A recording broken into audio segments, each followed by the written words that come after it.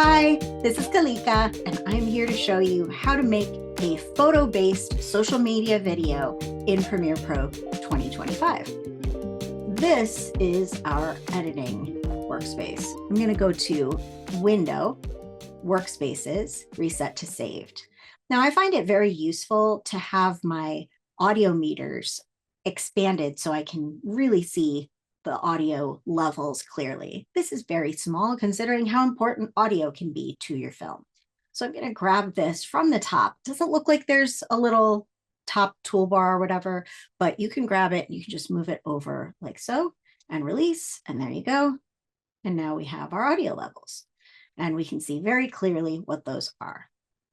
I'm going to make a new sequence, and the new sequence is going to be portrait settings. So to make a new sequence, we can either click on this little new item button or go to File, New Sequence.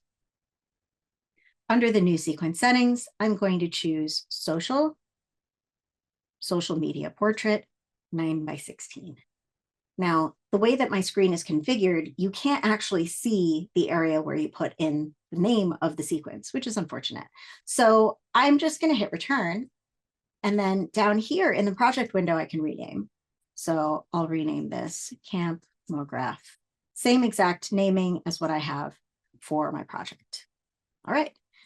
The very first thing I do in my sequence is I edit my music. Music is technically only 50% of the experience, right?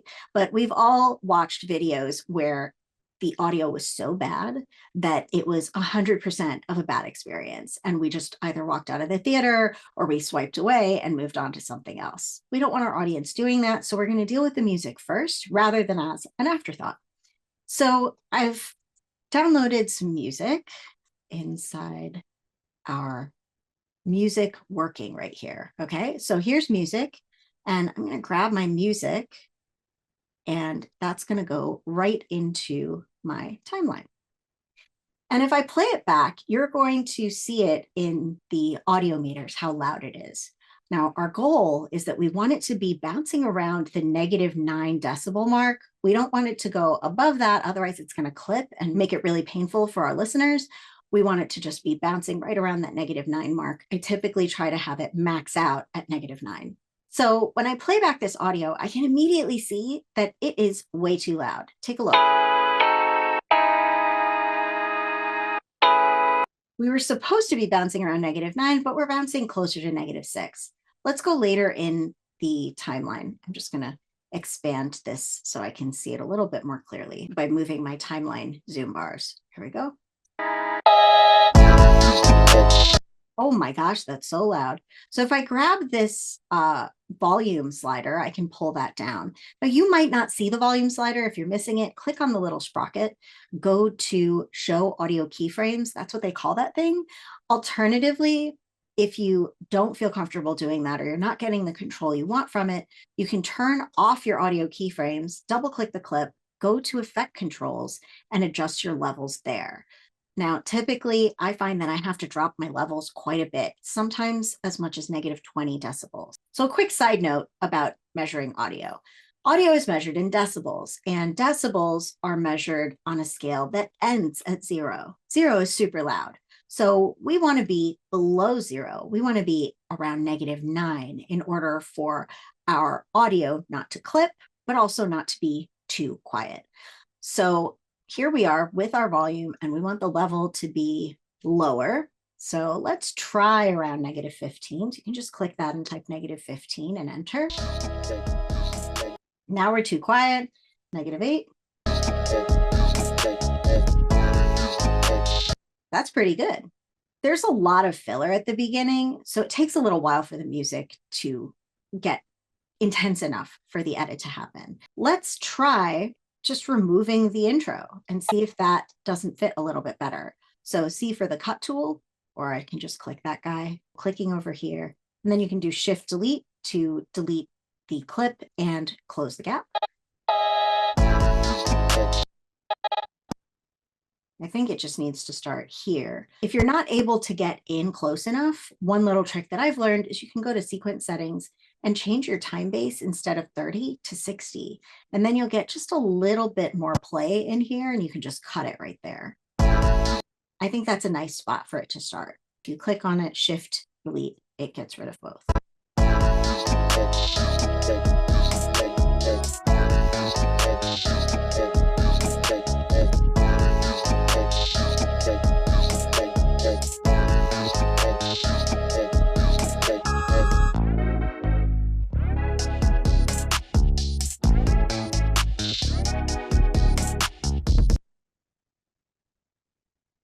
So you want the music to kind of feel like it's just repeating over and over again, but continuously.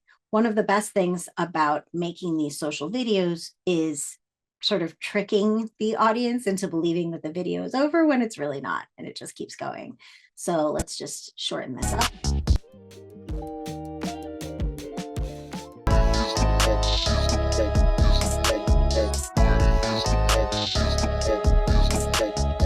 Just checking my audio meters now.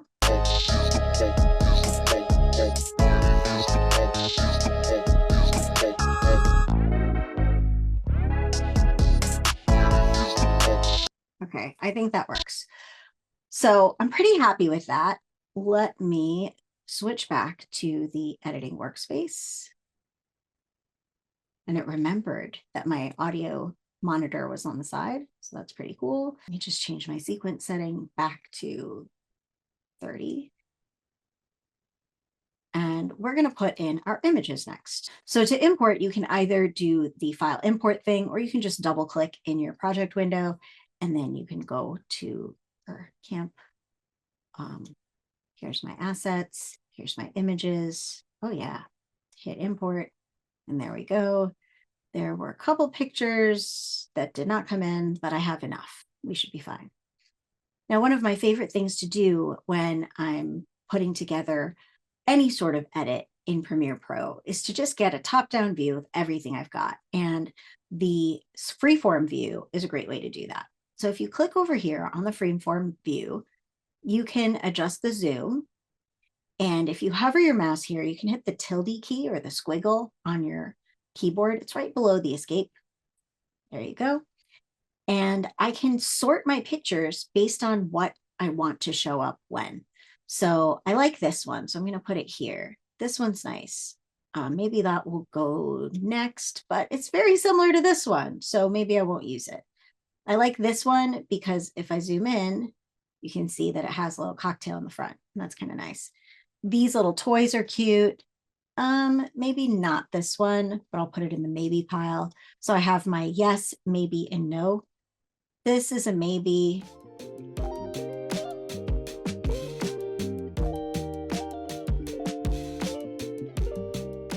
All right, so these are the photos I'm definitely going to use, and I can select them just by drawing a big tall box around all the ones I'm planning to use in the order that I want them to appear.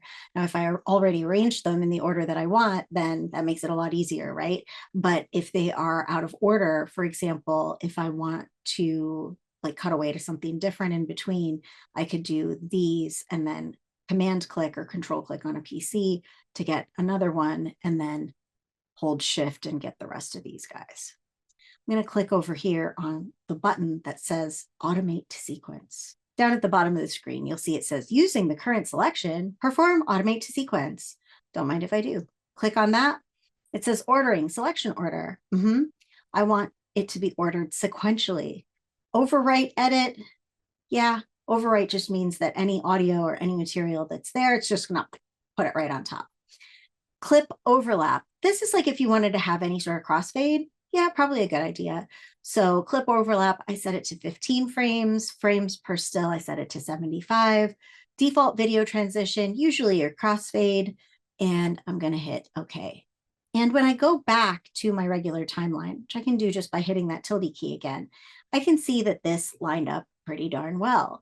Now, if it doesn't line up well, you can push and pull the duration of each still a little bit to get it to work better. Or you can be real mathy about it. So for example, if I command click or control click on a PC, this time code, it'll tell me the number of frames.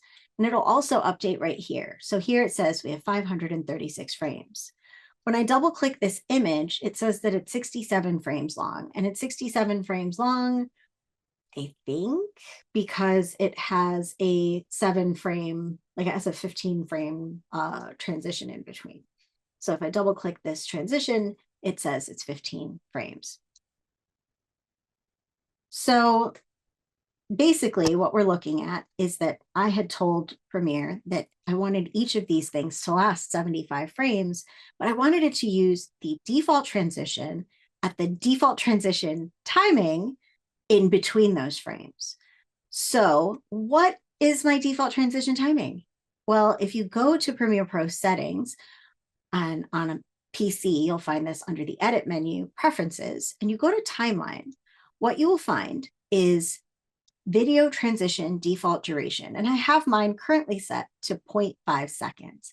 Now, if I wanted to be really precise about it, I could change this to frames and tell it instead of whatever 15 frames would be half a second in 30 frames per second, I could change this to 10, or I could change this to 20. If I choose a round number, like perhaps even 16, then we have 8 coming off of each of those clips because the transition kind of blends between the 2 clips to either side. So I'm going to do 16 frames instead. Notice it didn't change anything. Why is that? Well, the transition duration in the preferences refers to any new transitions that you're going to put in. So if I control clicked on the edge here or right clicked and I did apply default transitions, now when I click on that little nugget, it says it's 16 frames. You see? So the preferences only affect new transitions. So I'm going to undo a bunch of times and come back to here. And I'm going to try this slightly different way. So let's first count how many images we have. We have 1, 2, 3, 4, 5, 6, 7, 8 images. Here I have 536 frames, right? 536 frames. So I'm going to be real mathy about it. So I have 8 images and 536 frames. So I can do 536 divided by 8 is 67. But then I also want to have those transitions. So let's try it. We can start with 67 at least. This way we won't be way off, right? So if I go here to my automate to sequence and I say, you know, guys, let's do frames per still of 67 and a clip overlap of 16 frames with the default video transition, because my playhead was at the end, it plopped all of those images to the end of the timeline. Let's try that again. So I'm going to rewind all the way to the beginning, click on automate to sequence, 67 frames, 16 frame overlap, and I hit OK. And that's too short. We actually need an additional, like, I think 67 frames. So I can undo, go back, and then just do a little push and pull. Maybe this, maybe 60, 69 will do the trick. Not quite. 75. Yep, and it's just slightly too long, and that's okay. So I can take that last bit and move it in. And let's just play through these different pictures. An easy way to do that without the audio playing, let's just mute our audio track. There we go. And then I can just click between. And some of these are coming out like very cropped, and I have a quick solution to that. So we're going to take all of our pictures, okay? We're going to go to the clip menu, go to video options, and we're going to do fill frame. And what fill frame does is it fills up the frame so there are no black bars whatsoever. That's pretty nice. Sometimes we will need to scale up some of these pictures, but I need to get this out really quick. So I'm just going to fix whichever pictures look bad to start with. If I click on this one, double click, go to effect controls, go to motion, it tells me that it is at 63.5% of the original size. So if I drag this value bigger and then just move these guys over, we can see that that's not too bad. I can see them pretty clearly. I think that this little section is kind of cute. So we're just going to leave them at that.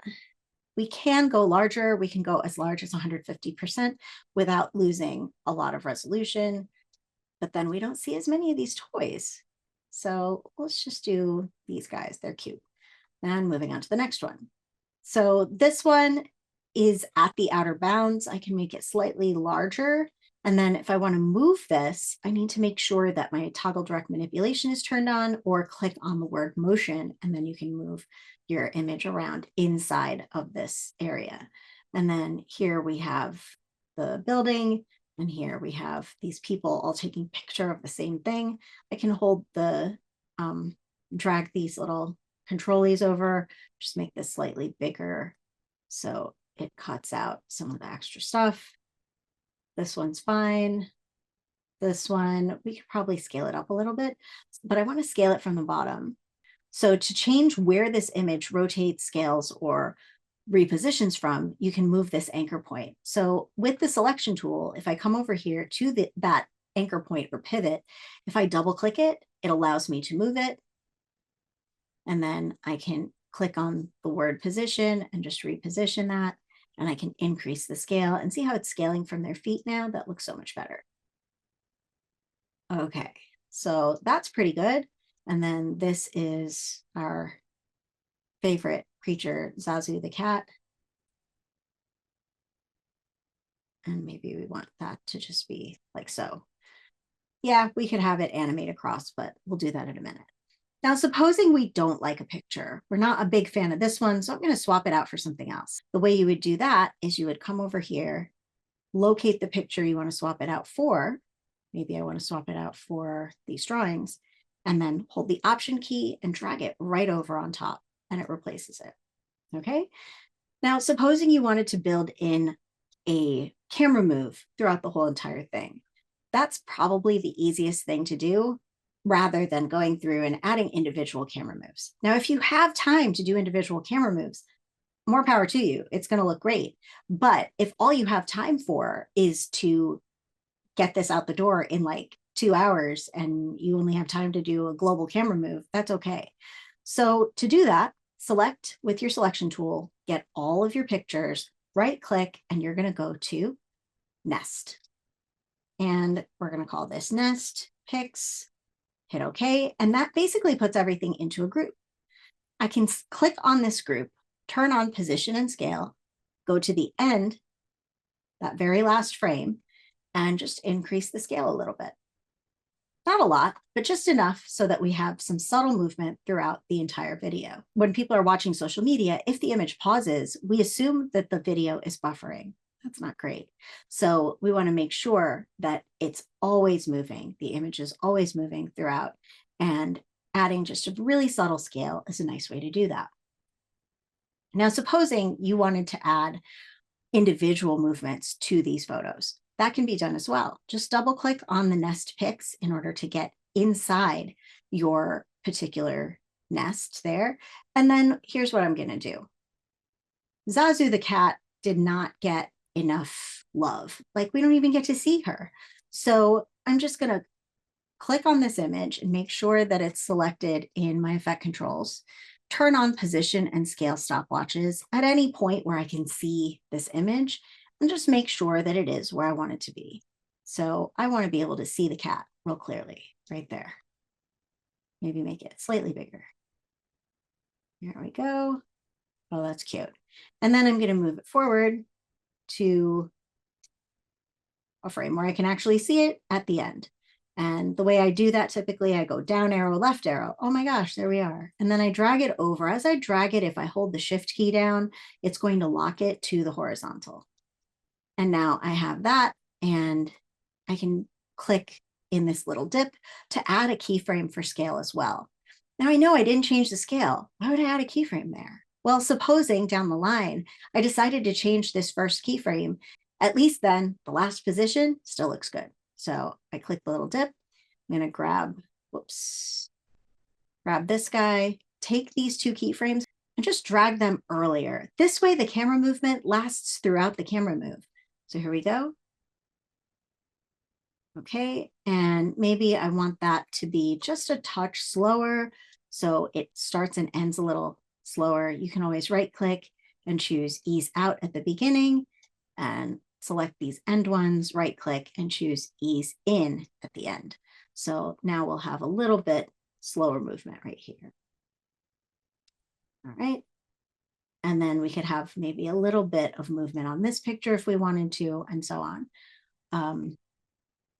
Yeah, because there's a lot of folks here. So I could do position and scale here, go a little later in time, click the word position, and just move that over and increase the scale a little bit.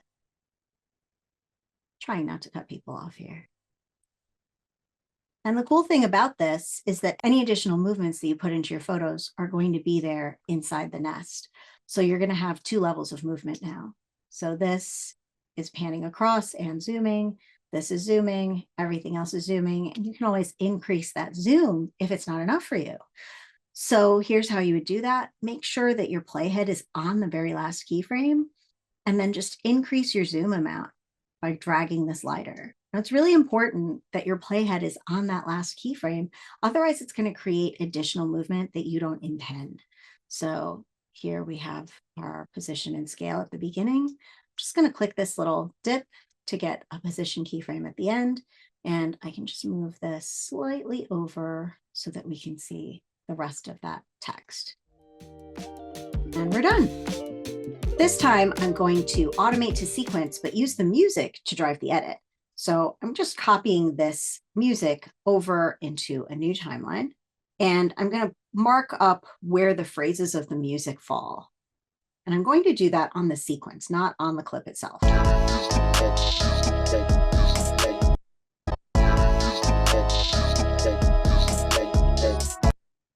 So then that's going to be the first one. I can just hit M for marker.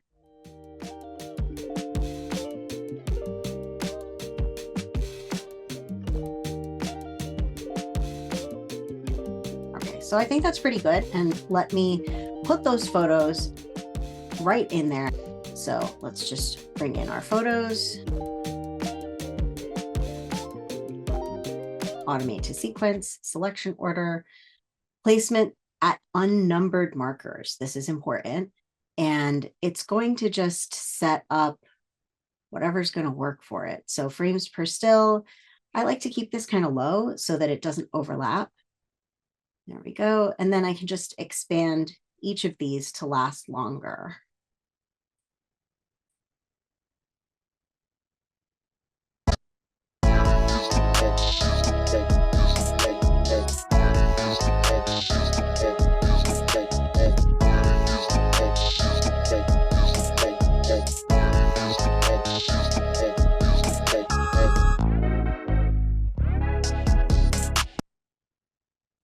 So that's the basic gist of it. I would probably add more markers and that sort of a thing, but it's good enough for now. Let's add the transitions in. So I'm just going to select all of these and go to Sequence, Apply Default Transitions to Selection. And it's going to put crossfades between every single thing. It's really cool. There we go. And the default transitions, if you recall, were set in Premiere Pro Settings Timeline, and it was set to 16 frames. So if I zoom right in here, you will see that each of these transitions, I double click the nugget, is 16 frames if possible. If not, they shortened it so that we actually saw our image at some point in time. So this first one, they shortened it to 14 frames because there just wasn't enough time for there to be the 14 frames and then the next cross dissolve. So I'm just going to reduce that a touch. Otherwise, it's just going to be cross dissolve city. Let's play it through.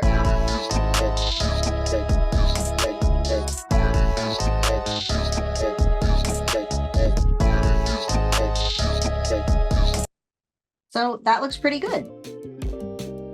To export this for social media, first make sure you save your project, File menu, Save. Then go to the Export tab. Then you're going to click on this file path. And this is just for internal review. So I'll do internal. I can change the date here to today's date, save it in there. As for our settings, you can go to preset, and the preset that I really like for this is match source adaptive high bitrate, and match source so that it keeps the same dimensions. If you choose something like high quality 1080p, notice over on the side, you now end up with black bars on the side. That's called pillar boxing, and it's going to look terrible on social media because then it's going to get boxed again when it has to. It's just a mess. Don't do it. So I'm going to change the preset back to match source adaptive high bitrate.